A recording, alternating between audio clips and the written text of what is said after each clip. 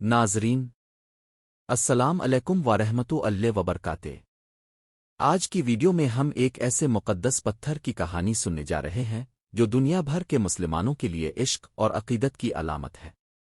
یہ پتھر جنت سے آیا، حضرت ابراہیم و اسماعیل علیہما السلام کے ہاتھوں کعبہ میں نصب ہوا۔ رسول اللہ نے اس کو بوسہ دیا اور مسلمانوں نے اس کی حفاظت کے لیے بے شمار قربانیاں دیں۔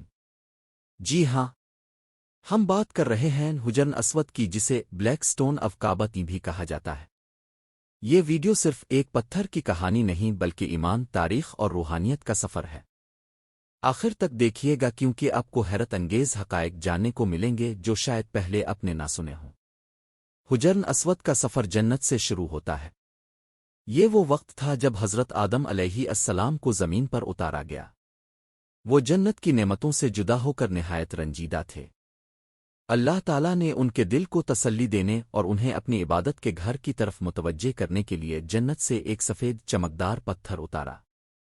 یہی پتھر بعد میں حجر اسود کہلایا۔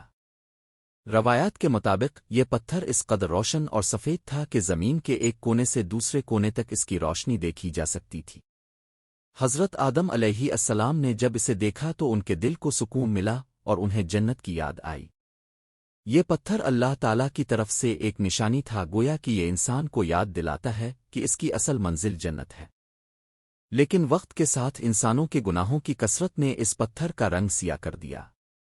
یہ سیاہی دراصل گناہوں کی علامت ہے جو انسان کے دل پر چھا جاتی ہے، مگر یہ بھی حقیقت ہے کہ جیسے توبہ سے دل صاف ہو سکتا ہے ویسے ہی یہ پتھر بھی یاد دہانی کراتا ہے کہ اللہ ہر گناہ معاف کرنے والا ہے۔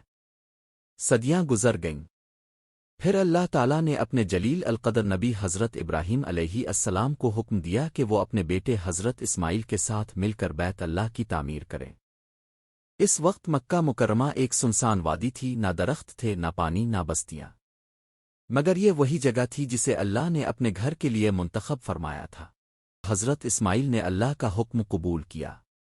وہ دونوں سخت گرمی اور بیابان صحرا میں محنت کرتے رہے۔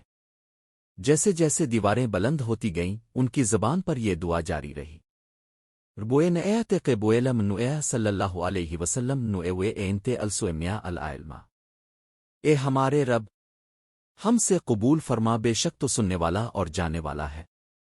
جب تعمیر مکمل ہونے کے قریب پہنچی تو حضرت ابراہیم نے کہا، اے اسماعیل، اس گھر کی نشانی کے طور پر ایک خاص پتھر ہونا چاہیے۔ اسی وقت حضرت جبرائیل علیہ السلام جنت سے حجر اسود لے کر آئے اور حضرت ابراہیم کو دیا۔ پھر انہوں نے اسے خانہ کعبہ کے مشرقی کونے میں نصب کیا۔ یہ لمحہ اسلامی تاریخ کا سنہرا لمحہ تھا۔ حجر اسود بیت اللہ کا حصہ بن گیا اور قیامت تک کے لیے ایک علامت بن گیا۔ آج بھی مسلمان جب طواف کرتے ہیں تو اسی پتھر سے آغاز کرتے ہیں۔ وقت کے ساتھ کعبہ کی دیواریں کمزور ہو گئیں۔ قریش نے فیصلہ کیا کہ وہ کعبہ کو دوبارہ تعمیر کریں گے۔ ہر قبیلہ اپنے اپنے حصے کا کام کرنے لگا۔ جب حجر اسود کو اپنی جگہ رکھنے کی باری آئی تو بڑا تنازع کھڑا ہو گیا۔ ہر قبیلہ چاہتا تھا کہ یہ اعزاز اسے ملے۔ جھگڑا بڑھتا گیا، یہاں تک کہ خونریزی کا خطرہ پیدا ہو گیا۔ پھر سب نے طے کیا کہ جو سب سے پہلے کعبہ کے دروازے سے داخل ہوگا وہ فیصلہ کرے گا۔ اللہ کے حکم سے سب سے پہلے رسول اللہ داخل ہوئے۔ سب خوش ہو گئے کیونکہ آپ کو امین اور صادق کہا جاتا تھا۔ اپنے نہایت حکمت سے ایک ایسا حل نکالا جس نے سب کو راضی کر دیا۔ اپنے ایک کپڑا منگوایا اور حجر اسود کو اس پر رکھا۔ پھر ہر قبیلے کے سردار کو کہا کہ کپڑے کا ایک ایک کنارہ پکڑیں اور سب مل کر اسے اٹھائیں۔ جب پتھر اپنی جگہ کے قریب پہنچا تو اپنے اپنے دست مبارک سے اسے نصب کر دیا۔ یوں ایک بڑا فتنے کا دروازہ بند ہو گیا اور رسول اللہ کی حکمت سب پر ظاہر ہو گئی۔ رسول اللہ کو حجر اسود سے خاص نسبت تھی۔ اب جب بھی طواف کرتے تو حجر اسود کو بوسہ دیتے یا اس کی طرف اشارہ کرتے۔ یہ عمل دراصل اللہ کی عبادت اور حضرت ابراہیم کی سنت کی یاد دہانی ہے۔ حضرت عمر فاروق رضی اللہ عنہ نے ایک بار حجر اسود کو بوسہ دیتے ہوئے فرمایا، اے پتھر، میں جانتا ہوں کہ تو نہ نقصان پہنچا سکتا ہے اور نہ فائدہ دے سکتا ہے۔ میں تجھے صرف اس لیے چوم رہا ہوں کہ میں نے رسول اللہ کو تجھے چومتے ہوئے دیکھا ہے۔ یہ الفاظ اس حقیقت کو واضح کرتے ہیں کہ حجر اسود کی اصل عظمت اس وجہ سے ہے کہ رسول اللہ نے اسے چھوا اور بوسہ دیا۔ مسلمان جب بھی اسے بوسہ دیتے ہیں تو وہ دراصل رسول اللہ کی سنت پر عمل کرتے ہیں اور اللہ کے قریب ہونے کی نیت رکھتے ہیں۔ اسلامی تاریخ میں کئی بار حجر اسود کو نقصان پہنچانے کی کوشش کی گئی، لیکن سب سے بڑا سانحہ 317 ہجری میں پیش آیا جب ایک گمراہ فرقہ کرامتی نے مکہ مکرمہ پر حملہ کیا۔ انہوں نے نہ صرف ہزاروں حاجیوں کا قتل عام کیا بلکہ خانہ کعبہ کی بے حرمتی کی۔ ان کا سب سے بڑا جرم یہ تھا کہ انہوں نے حجر اسود کو اپنی جگہ سے نکال لیا اور بحرین لے گئے۔ مسلمان حیران و پریشان ہو گئے۔ حج اور عمرہ کرنے والے طواف تو کرتے لیکن حجر اسود اپنی جگہ موجود نہ تھا۔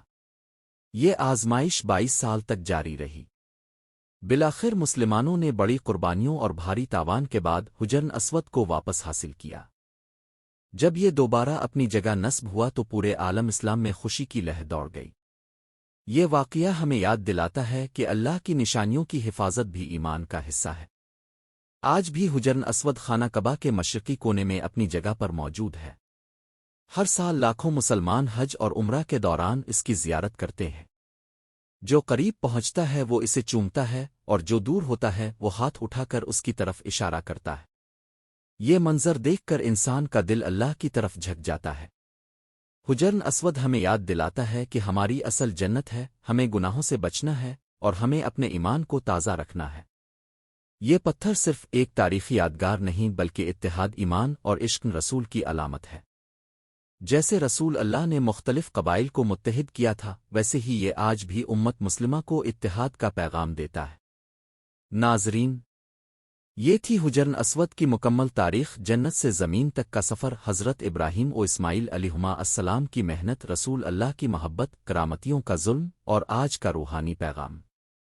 یہ پتھر ہمیں صرف ایک چیز سکھاتا ہے، اللہ کی طرف رجوع کرنا اور اپنے دل کو ایمان سے منور رکھنا۔ اگر یہ ویڈیو آپ کو پسند آئی ہو تو اسے لائک اور شیئر ضرور کریں اور چینل کو سبسکرائب کرنا نہ بھولیں تاکہ اب تک مزید ایمان افروز کہانیاں پہنچتی رہیں۔ اللہ ہمیں حجر اسود کی زیارت نصیب فرمائے۔ آمین۔